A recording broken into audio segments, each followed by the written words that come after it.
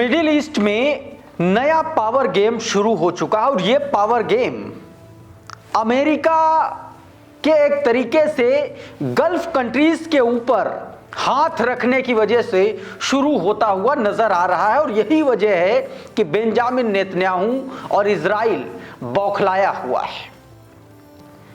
दोस्तों, कतर की तरफ से एक ऐसी खबर निकल के सामने आई जिसने पूरे इजराइल की एक तरीके से उसने होश उड़ा दिए।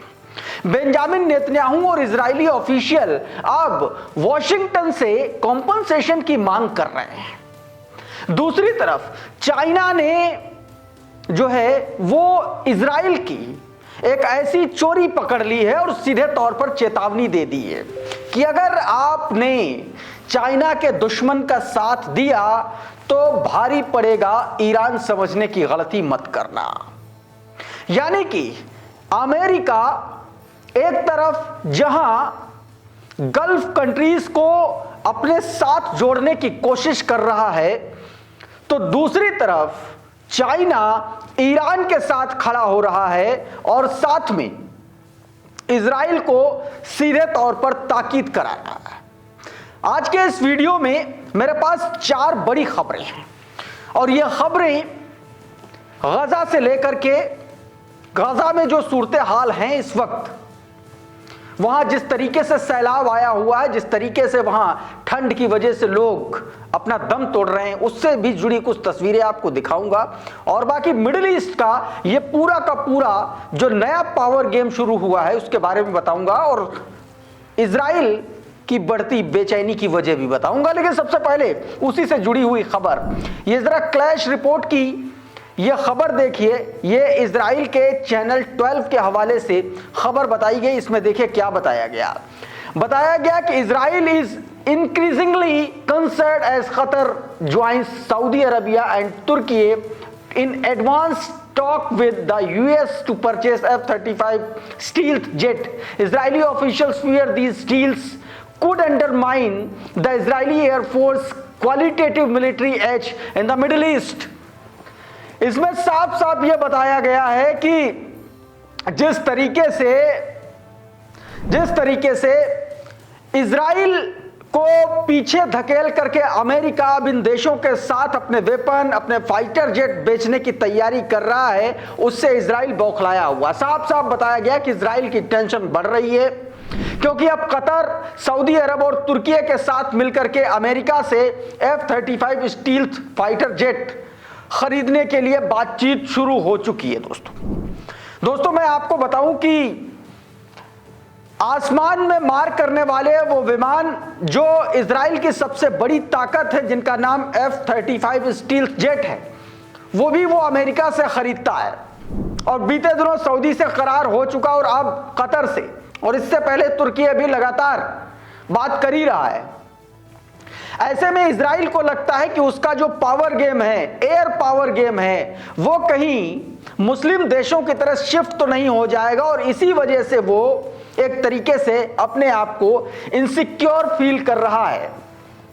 मैं आपको बताऊं दोस्तों, स्टील क्षमता, एडवांस रडार अवॉइडेंस और लॉन्ग रेंज प्रिसीजन स्ट्राइक, ये सब के सब इजराइल तक ही सीमित है अभी तक, अमेरिका जो उनको सप्लाई कर रहा है। लेकिन अब धीरे धीरे डोनाल्ड ट्रंप के आने के बाद ये दरवाजे उन मुस्लिम मुल्कों की ओर भी खुल रहे हैं और इसी वजह से इजराइल अब ये कह रहा है कि हमको भाई साहब कंपनसेशन दीजिए, क्योंकि ये हमारी डील है, ये आपका कानून है कि आप हमको सबसे उन्नत हथियार प्रोवाइड कराएंगे। और इसीलिए कहा जा रहा है कि इजराइल अब अमेरिका से एक F-35 का सबसे नया स्क्वाड्रन उसकी डिमांड कर रहा है।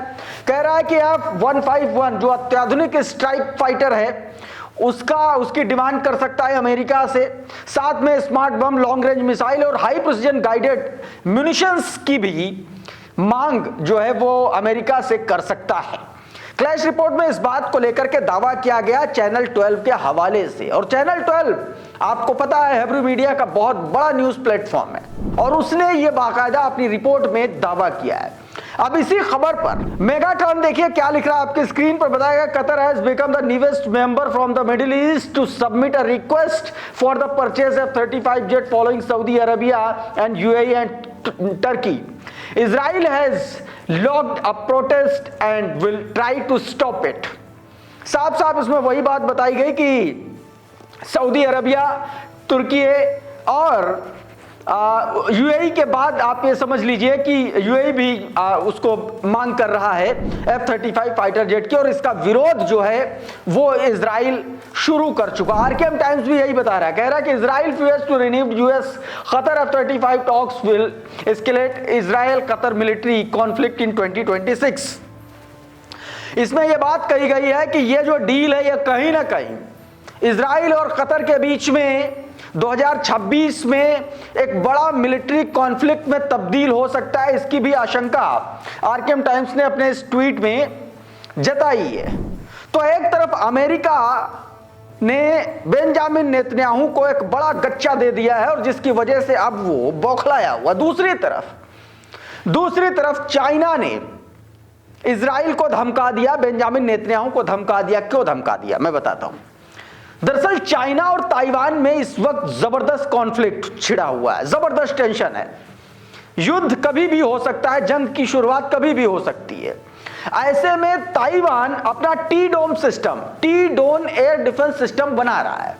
चाइना यह कह रहा है कि T Dome air defence system जो है उसकी तकनीक इजराइल ताइवान को प्रोवाइड करा रहा है और चाइना के पास इस बात के पुख्ता सबूत हैं, ऐसा दावा किया जा। और इसी के मद्देनजर चाइना ने सीधे तौर पर चेतावनी दी है इजराइल को। जरा एक ग्लोबल सर्विलांस की खबर देखिए, इसमें यही बताया गया that China wants Israel to stop military cooperation with Taiwan. Chinese issue a stern warning to Israel following report that Taiwan is developing its own multi-layered air defense system called T-Dome, similar to Iron Dome with all military assistance from Israel. जैसा Israel के पास iron डोम air defence system है, उसी तर्ज पर Taiwan T डोम air defence system बना रहा है और चाइना का कहना है ये तकनीक जो है, ये मिलिट्री कॉपरेशन जो है, ये इजराइल की तरफ से ताइवान को प्रोवाइड किया जा रहा है। और इसीलिए चाइना ने साफ कह दिया है कि अगर नहीं मानोगे तो हम मनवा लेंगे, क्योंकि हम ईरान नहीं है। ईरान समझने की गलती मत करना, यह बात कही जा रही है। उधर दोस्तों ईरान की बात चलिए तो ईरान में बीते दिनों यानी कि 15 और 16 तारीख की जो दरमियानी रात थी, उस रात में ईरान में एक बड़ा टेररिस्ट अटैक हुआ। इसमें तीन जवान और एक सिविलियन की मौत हो गई। यह प्रेस टीवी एक्स्ट्रा की खबर देके बताया गया। 3 police officers and civilian were martyred in the terrorist attack in the Fahraj county, Kerman province in Iran. Kerman province में ईरान के करमैन राज्य में यह बड़ा घटनाक्रम हुआ। ये तस्वीरें देखिए, उसी हमले की तस्वीरें हैं आपकी स्क्रीन पर। ये तस्वीरें, ये वीडियो देखिए उस हमले के बाद की तस्वीरें। यहाँ पर कुछ तस्वीरें हम ब्लर कर रहे हैं, जिसमें आप देख सकते हैं कि थोड़ा सा ब्लड के निशान है, क्योंकि हमको वहां पर ब्लर कर रहे हैं। बाकी आप देखिए किस तरीके से यहाँ पर बुलेट्स के निशान, और ये टैंकर में जो बुलेट का निशान है वहां से पानी रिसता हुआ नजर आ रहा है, आप साफ तौर पर देख सकते हैं। और इसी हमले में एक बड़ा घटनाक्रम अंजाम दिया गया। अब इसी को लेकर के देखिए प्रेस टीवी ने बाकायदा हेडलाइन दी है, 3 policemen killed while confronting terrorist at checkpoint in south east Iran में ये घटना घटी है दोस्तों। इस बीच दोस्तों एक और बड़ा खुलासा हुआ बीते दिनों दोस्तों। गजा में फलस्तीन के एक बड़े ऑफिशियल्स को असैसिनेट किया गया था, उसकी हत्या की गई थी। अब उस पर एक बड़ा खुलासा निकल के सामने आया। जरा वॉरफेयर एनालिसिस का ये पूरा ट्वीट देखिए, मैं आपको इसका हिंदी तर्जुमा बताता हूं, इसमें क्या कुछ निकल के सामने आया है। देखिए इसमें यह बताया गया कि हाल ही में गजा गृह मंत्रालय के अधिकारी अहमद जमजम की हत्या कर दी गई थी। हेब्रू मीडिया रिपोर्ट्स में इस बात का दावा किया गया कि इस हत्या को इजराइल के स्पेशल फोर्सेस ने अंजाम दिया। आज हमास शासित गजा सरकार से जुड़ी अल हारिस सुरक्षा एजेंसी ने बाकायदा इस बात को लेकर के इंफॉर्मेशन दी और यह बताया कि लेफ्टिनेंट कर्नल अहमद जमजम की हत्या में शामिल एक भाड़े के एजेंट की भूमिका सामने आई है और बाकायदा उसको उन्होंने अरेस्ट किया था। उसने बाकायदा इसका इकबालिया जुर्म है जिसमें उसने कहा अल-हारिस से बात करने वाले एक सुरक्षा सूत्र के अनुसार गिरफ्तार किया गया एजेंट जो इस हत्या में शामिल तीनों लोगों में से एक है, उसने कबूल किया है कि शौकी अबू नुसैरा जो अरेस्ट हुआ वो इसका नाम है। बताया कि इस एजेंट ने उसने और उसके दो और लोगों ने उनकी हत्या की है। ये बात उसमें निकल के दोस्तों सामने आई, यानी कि ये एक बड़ा टारगेट किलिंग जिस तरीके से सीज फायर के बाद इजराइल कर रहा है उसकी भी परतें अब उधड़ के सामने आ रही हैं दोस्तों। और ये वो तस्वीर है जिस तरीके से उनकी कार पर गोलियां बरसाई गई थी, गोलियों के निशान, और ये इनसेट में उनकी तस्वीर आप साफ तौर पर देख सकते हैं। उधर दोस्तों गजा के हालात बद से बदतर हो चले हैं। जरा इन तस्वीरों में देखिए, ये देखिए किस तरीके से तूफान आया हुआ है। लगातार बारिश और तूफान की वजह से बच्चे और बुजुर्गों की हालत खराब हो रखी है। देखिए सारे के सारे वहां के जो टेंट से जो तंबू थे वो उड़ गए हैं। ये वही तस्वीरें हैं। अब देखिए इन हालात में, और दूसरी तरफ रफा क्रॉसिंग अभी भी लगातार बंद है। लोग गुहार लगा रहे हैं, मदद की गुहार लगा रहे हैं, लेकिन वहां पर कोई भी मदद नहीं पहुंचाई जा रही है। एक और तस्वीर मैं आपको दिखाता हूं, ये देखिए, ये एक टेंट के भीतर की तस्वीर है। देखिए किस तरीके से पानी टेंट में भर चुका। अब आप ये सोचिए कि कितना जबरदस्त तरीके से यहां पर बारिश हो रही, तूफान आया हुआ है। बावजूद इसके बताया जा रहा है कि 1.5 मिलियन से ज्यादा लोग इसी तरीके का नरकीय जीवन जीने को मजबूर हो रहे हैं। अब ये एक और तस्वीर देखिए, कमर तक, लोगों के कमर तक पानी भरा है और बच्चों को गोद में उठाए हुए लोग, आप देखिए कि किस तरीके से सरवाइव कर रहे हैं, किस तरीके से लोगों को इजराइल जिंदा मारने की कोशिश कर रहा है। इन तस्वीरों में आप साफ तौर पर देख सकते हैं इसी तरीके की तमाम सारी तस्वीर। अब ये तस्वीर देखिए, एम्बुलेंस देखिए इस बाढ़ के पानी में, सैलाब में फंसी हुई है। ये तस्वीर कुद्स न्यूज नेटवर्क ने जारी की जिसमें बताया गया कि an ambulance and civilian vehicle were smudged and forced out the service after rain water level rose sharply as the storm hit in the Gaza Strip। इन तस्वीरों में आप साफ तौर पर देख सकते हैं कि कितना भयानक और भयंकर तूफान आया है दोस्तों अभी के इस वीडियो में बहरहाल इतना ही। बहुत बहुत शुक्रिया, बहुत बहुत धन्यवाद। आप जुड़े रहिए आपके अपने channel the conflict lens TCL के साथ। नमस्कार।